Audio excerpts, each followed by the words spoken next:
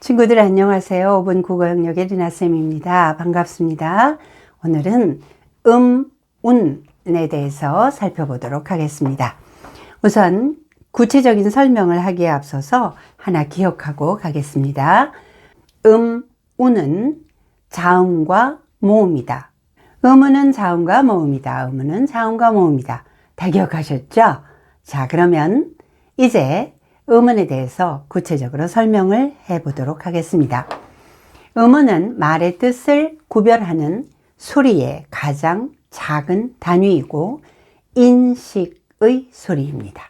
여기에서 세 가지를 설명합니다. 첫째, 음운은 말의 뜻을 구별한다, 다르게 한다는 말이죠. 변별적이다, 그런 뜻이에요. 두 번째, 소리의 가장 작은 단위다. 셋째, 인식의 소리다. 이렇게 세 가지를 살펴보도록 하겠습니다. 첫 번째, 음운은 말의 뜻을 구별한다, 말의 뜻을 다르게 한다, 말의 뜻을 구별한다, 말의 뜻을 변별한다, 이렇게 말합니다. 예를 들겠습니다. 첫 번째, 밥이라는 단어와 법이라는 단어가 있습니다. 이 두 개는 단어의 뜻이 다르죠. 밥이라는 단어와 법이라는 단어가 다른 뜻이 된 것은 하나는 아를 쓰고 있고 하나는 어를 쓰고 있기 때문이죠. 그렇다면 음운은 말의 뜻을 구별하는 것이다. 그렇다면 아와 어는 음운이다. 맞는 말이죠. 우리는 이것을 모음이라고 합니다. 그 다음 두 번째, 뛰어다니는 말 있어요. 말과 입으로 맛보는 맛이라는 단어가 있어요. 말과 맛 두 개의 단어가 있습니다. 이 두 개는 뜻이 다르죠. 그런데 다른 것은 받침만 달라요. 하나는 리을이고 하나는 시옷입니다. 그렇다면 리을과 시옷은 운이다. 맞나요? 이유, 말의 뜻을 구별하기 때문이죠. 뜻을 다르게 했기 때문이죠. 리을이 쓰였고 시옷이 쓰였기 때문에 뜻이 달라졌어요. 운, 맞아요. 그러면 얘를 우리는 자음이라고 하죠. 자, 이 설명, 음운은 말의 뜻을 구별한다 설명했고요. 그러고 보니까 자음과 모음이 있네, 이렇게 알 수 있었어요. 자, 여기에서 단어 하나를 또 살펴봅니다. 그 단어는 시냇물이에요. 읽을 때 시냇물이라고 읽고요. 사이시옷을 사용하죠. 이 단어에서 한번 보세요. 시옷을 썼을 때와 시옷을 쓰지 않았을 때 뜻이 달라지나요? 오, 안 달라져요. 다시 보세요. 시옷을 썼을 때와 시옷을 쓰지 않았을 때 뜻이 달라지나요? 안 달라져요. 그러면 시옷은 음운이 아니다. 맞나요? 네, 맞아요. 보세요. 시옷이 써 있는 것과 쓰여 있지 않은 것의 뜻이 달라졌나요? 아니에요.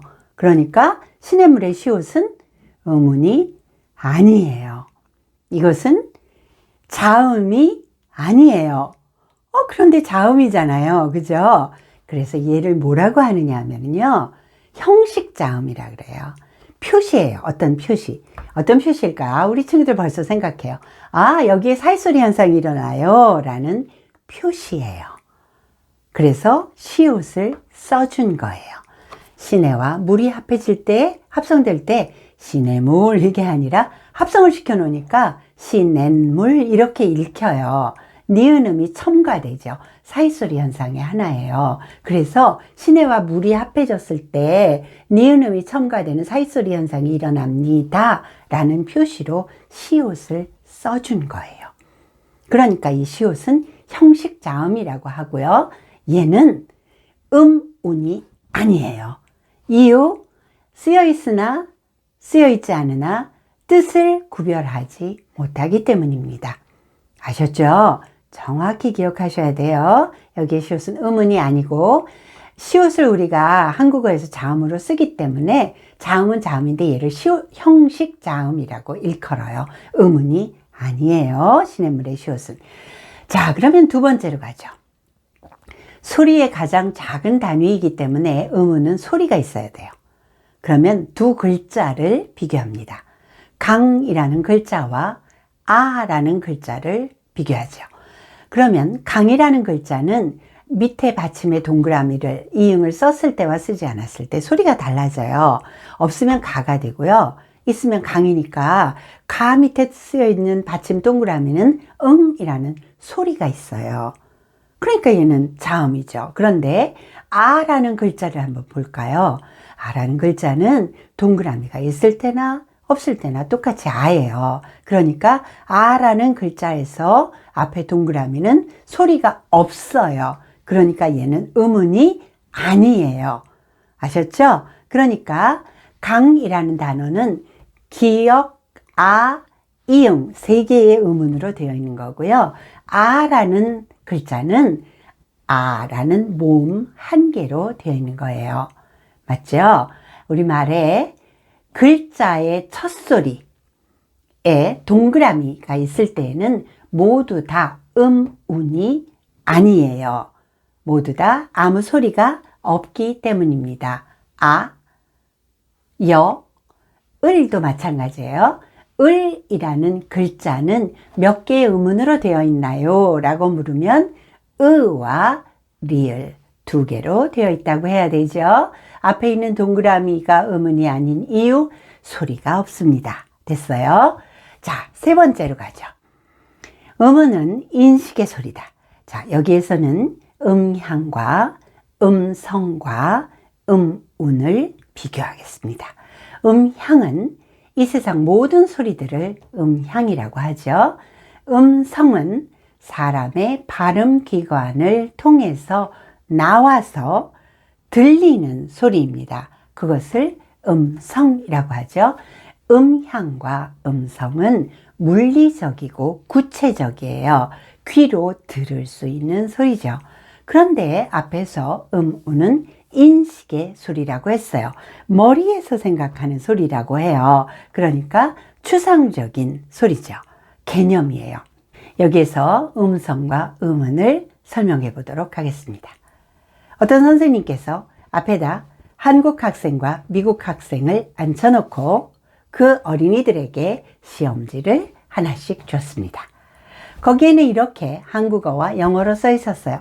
선생님이 말하는 대로 써보세요. 이렇게 써 있어요. 그 시험지를 주고 선생님이 아 라고 얘기했어요. 친구들은 어떻게 쓸까요? 아라는 소리를 듣고 한국 어린이는 이렇게 쓰겠죠. 그죠? 그런데 미국 어린이는 이렇게 쓰지 않아요. A를 쓰겠죠. 그죠? 자, 잘 보세요.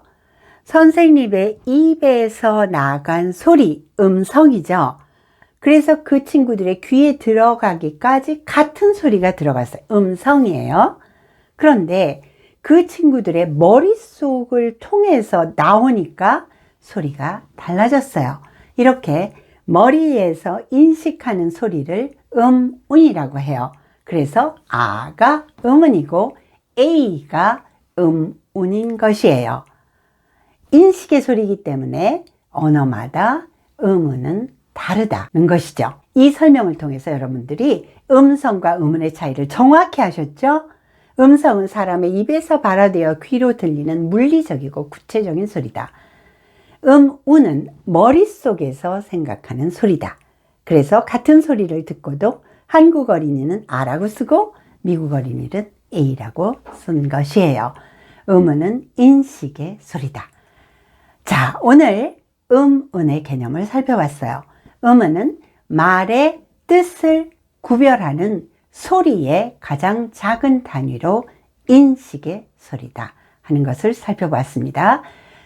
자, 이 음운이라는 개념은 아주 방대한 문법의 시작이에요.